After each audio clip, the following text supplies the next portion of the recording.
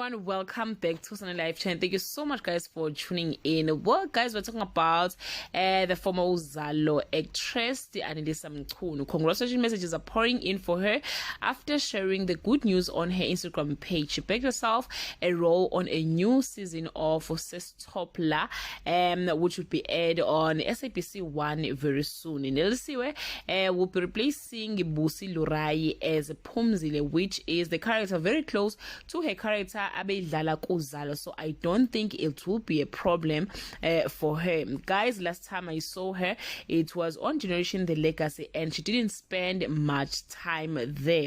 Speaking to Daily Sun, she said she is very excited about playing a leading role because that simply means she will grow as an actress, and that will open more doors for her.